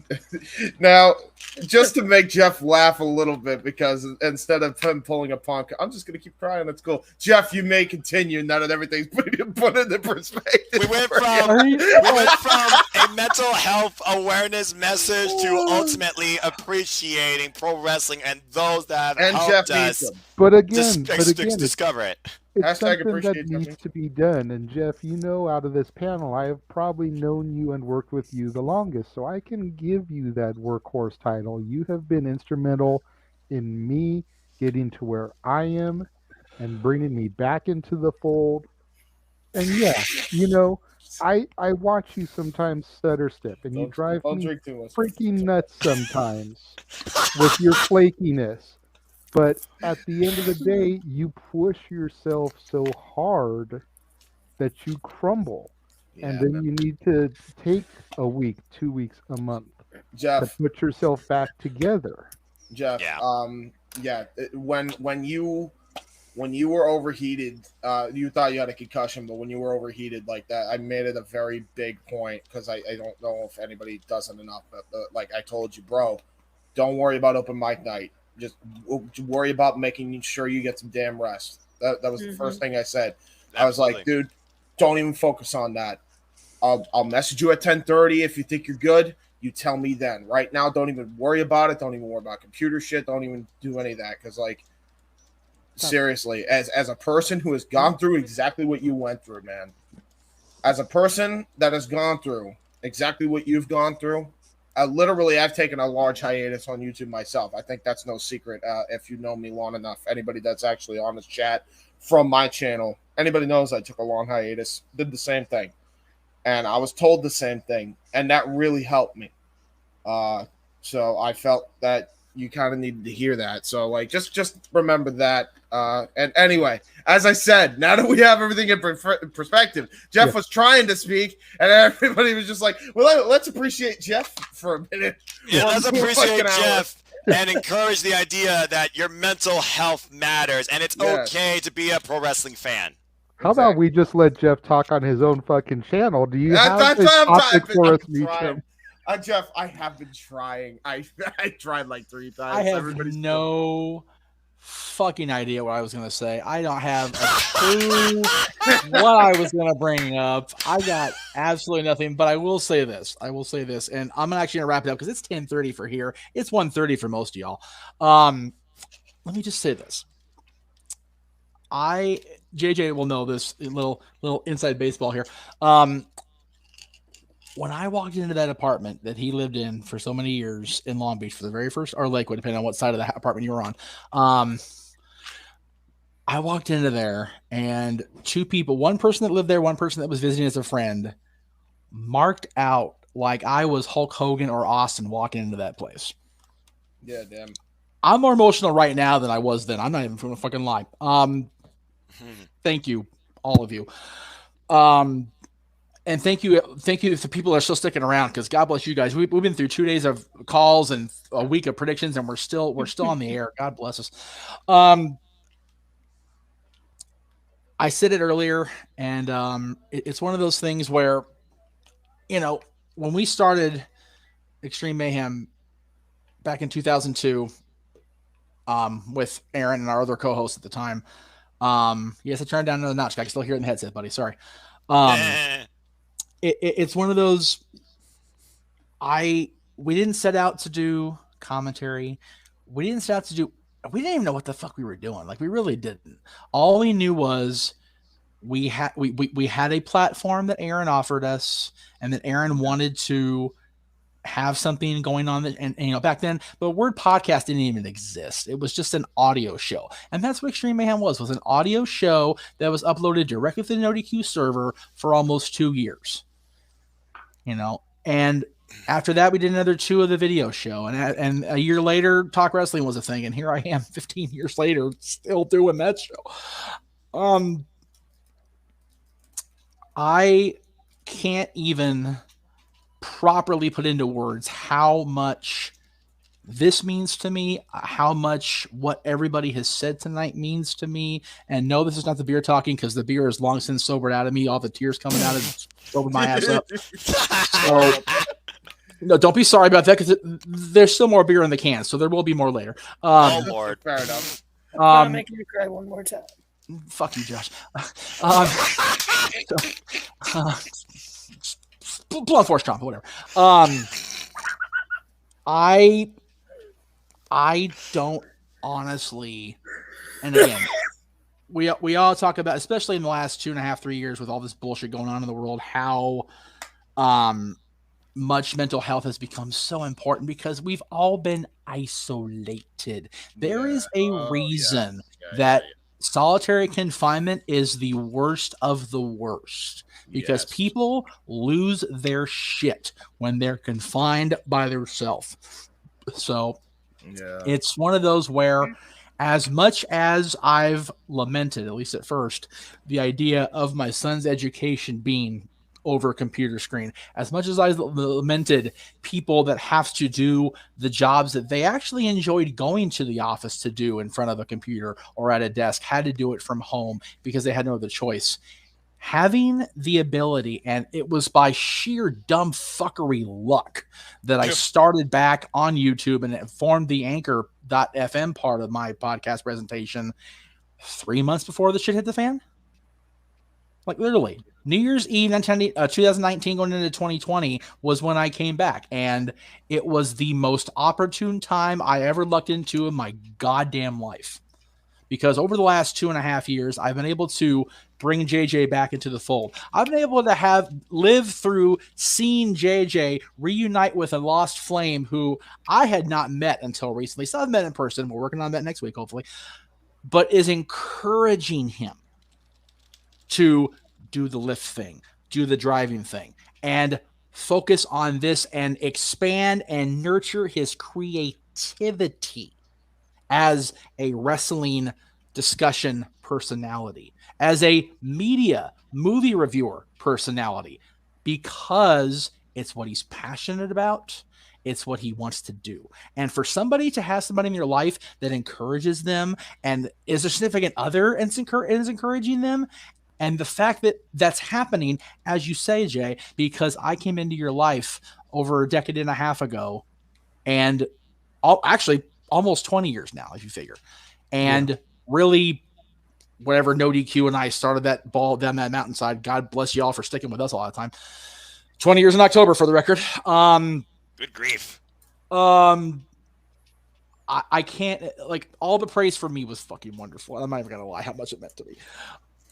But the fact that you're getting to do this is so cool. The fact that Noah, like you said, Noah and James, you both were introverts. The fact that you guys both have done much like Aaron did 11 years ago when he had no choice. When I walked away and was a baby and took my ball and went home, he rose out from behind that camera, and to this day, he's one of the most entertaining people to watch. A lot of times it's because he goes off the rails because he gets distracted by the super chats, and it's funnier and fun to watch him fall off the rails.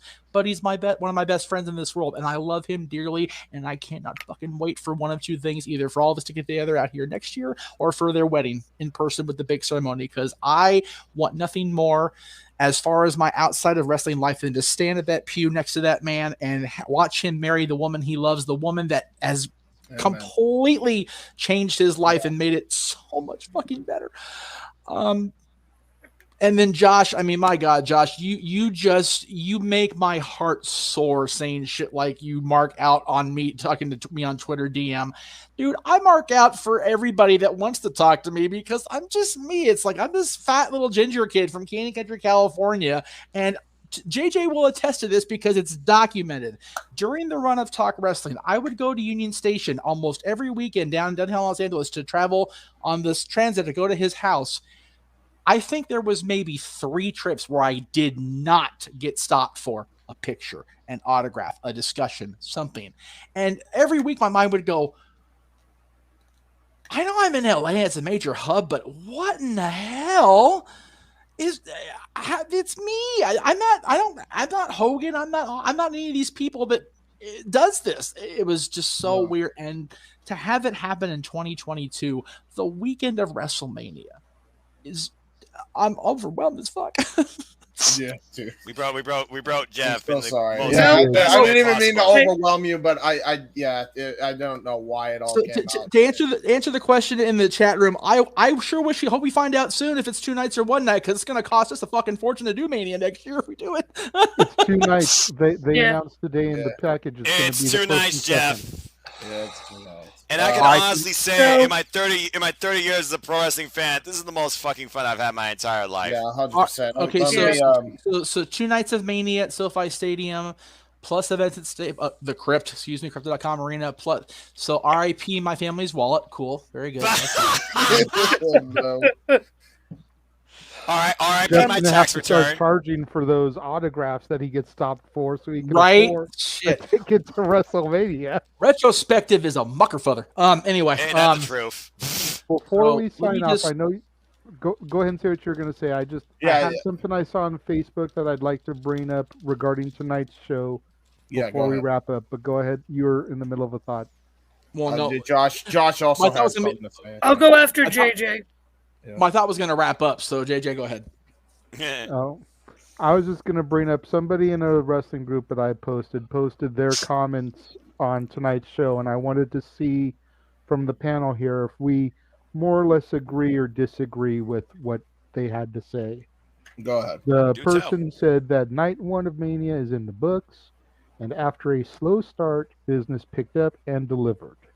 Yes. The lowlights, in their opinion, were Boogs' injury, which is legit, obviously, during the opening match. I mean, there's nothing that WWE could really do. You can't hate them for that. That was just a really freak accident. This is the risk you take in this industry is what a fan with a conscious mind needs to be aware of. Yeah. They say that Drew versus Corbin was meh. Yeah. Yeah, fair enough.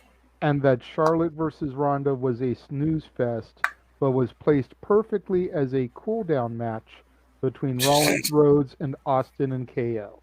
It's one of those things where you gotta look at what pushes you as a fan. Again, I do not watch MMA. I do not watch UFC, but I am aware of Ronda Rousey and her work because I've seen a few matches on YouTube, courtesy of USC. And I was really excited because Charlotte Flair is one of those that's always under criticism. And again, it comes down to booking. No matter what you read about her or what she says, she's still a person at the end of the day. It comes down to booking. You judge based on booking. That is your own perspective. That is your own choice. I don't let booking necessarily define me when it comes to who I wish to see wrestle in the middle of that ring. In Ronda Rousey and Charlotte Flair, that was a fight. That was a good wrestling match. But as Cindy told me one time, and let me give a callback for y'all with Revolution from AEW 2021, it's the ending that people remember the most. And I can understand why. On 2 occasions, Ronda Rousey had the win. But I honestly can say between those two, that felt legitimately like the toughest fight in each of their lives, and I bought into it, and I really enjoyed it. Yeah, fair enough. And then That's for the highlights, for the highlights, they said that Logan Paul can be the biggest heel in wrestling if he decides to go full time, because he has the it factor that most are missing today, and he wasn't bad wrestling wise in the ring either. True. He has some pretty good spots, and he definitely owns his mannerisms when it comes to I'm the biggest ego, I'm the biggest star. Clearly Miz saw that, and he tapped into that to help with the win. But when he was trying to celebrate with the Miz wasn't having none of that. So yeah I can see it. Yeah. Becky versus Bianca, from the entrances to the finish, the Thumbs match up. was fire. Thumbs up all day. I gotta be honest, that probably was my wrestling match of the night. Yeah, bar none. Hands down. Cody Rhodes is home, and Cody versus Seth was fantastic. Again, that was far above and beyond what I thought they were going to do with that moment. An absolutely incredible match. Yeah. And then the final highlight they said was Steve Austin had a match. Yeah. Was it a Meltzer rated 7-star Tokyo Dome or AEW match? Of course not. However, it was what it needed That's to what be. I say. However, it was what it needed to be. Yes. A reminiscent showcase of one of the greatest wrestlers and stars of all time. And to have a proper end to his career on his terms. And I don't think that there was any better end for a legend in Texas than that right there. I literally got to be JR and live out my childhood fantasy calling a Stone Cold match. That's more of a selfish thought, but the fact that we got to see what we saw out of Stone Cold at WrestleMania 90 years away from the ring, I cannot deny how incredible that was. Yeah, for real. Josh, you wanted to say, go for it, man. Yeah, because I think Jeff looks like he's about ready to call it for the night. I don't blame Gentlemen, what was that, James? I don't blame him, but go ahead. Gentlemen, we've been having this open mic night. Who can make Jeff and Noah cry the most tonight? Let's top this off. James, JJ, Noah, get your drinks as we toast the man on whose show we are here for tonight, the man who is the reason that the four of us are here tonight, that these people in chat have been with us for almost 7 flipping nugget hours. You guys are fucking crazy. To good old JM Jeff Meacham. Amen. God bless this industry. Just enjoy life and enjoy professional wrestling and protect your mentality. And real quick, I also want to add to your point, Josh, Jeff. Seriously, thank you, because I know I said, man, do I hate the WWE, but honestly, had it not been for you being like, please come in, I would have never been able to call a Stone Cold match, man. So thank you, a million times, thank you. Seriously, what a fucking cool ass moment. I will never forget it for as long as I live. Ain't that the truth? Now, with that said, enough of that nice shit. As one Billy Regal once said, Brandon R., you son of a bitch. No, stop. Hang on. No. I'm cool with Brandon. No, I timed him out. He was wrong. Fair enough, but I actually kind of agree with him. But that's just my personal. I'm not gonna go. Jeez, sorry. Dylan's playing a game on the Rocky Balboa. Just knocked Ivan Drago the fuck out. Anyway, so damn Russians. Anyway, was that out loud? I'm sorry, my bad. Anyway, oh no, pipe bomb. Oh dear. Oh boy. No. Well, all right. There goes that beep. Anyway, as you were saying, again, y'all suck. I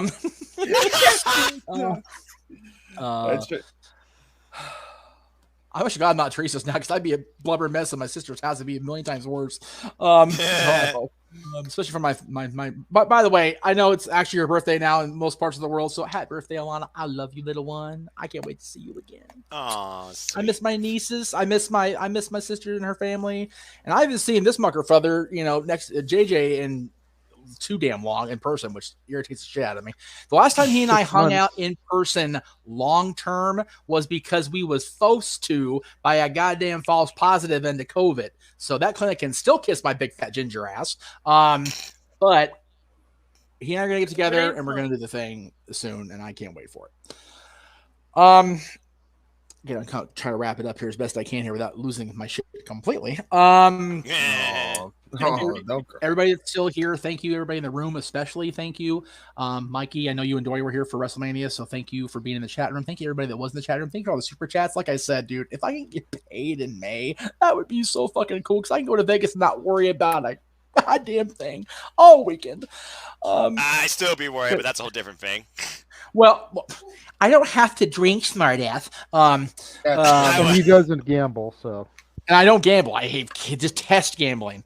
Okay, then good deal. I'm with you. I'm with you there. No, I'm actually going to Vegas to go to the UWW show to promote and help Jenny Santana, because I'm just so invested in that product. I'm so happy for those girls. Anyway, nice.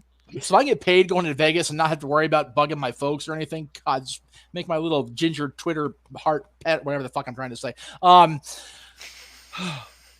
Thank you all so much, everybody that watched. And Dylan's just having a grand old time knocking people out on this show, so I'm just going to go watch him play for a while. I will see you all tomorrow at 7 o'clock Eastern. We may go at 6, just to, I don't know. I'm probably going to stick at 7 just because a 2-hour pre-show was long, and they didn't have no You know matches. what? I have a recommendation, Jeff. How about we just start it early at 6, not even worry about the pre-show, and we just shoot the shit, just like we did here after the show. I'm okay with that. Let's do that. I'm okay with that. All right. So, why not? So I do still want to get in depth about the Hall of Fame ceremony tomorrow, so we can do that during the pre-show. Agree, 110%. Perfect. So if anybody in the panel here has not seen it yet, please watch it before we go live tomorrow. I will. I definitely will. I'm pretty sure I'm the only one that hasn't. So yeah, it's you owe yourself to do it. And again, it's Noah said it every single time we do a watch, like every single time we do anything. It's not about companies. It's not about personalities necessarily. It's not about anything but professional wrestling. And that's, or even if you don't like the antiquated term, sports entertainment, cool. That's cool with me too. I'm okay with that. Yeah. Here's my thing, and I'm gonna steal JJ's line to close the show. So here we go. For the simple man himself, Noah Foster. For the renegade JJ Williams.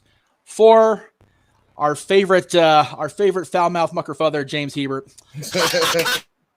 For the one Cleveland Browns fan I can actually tolerate on a regular basis, Josh Mansfield.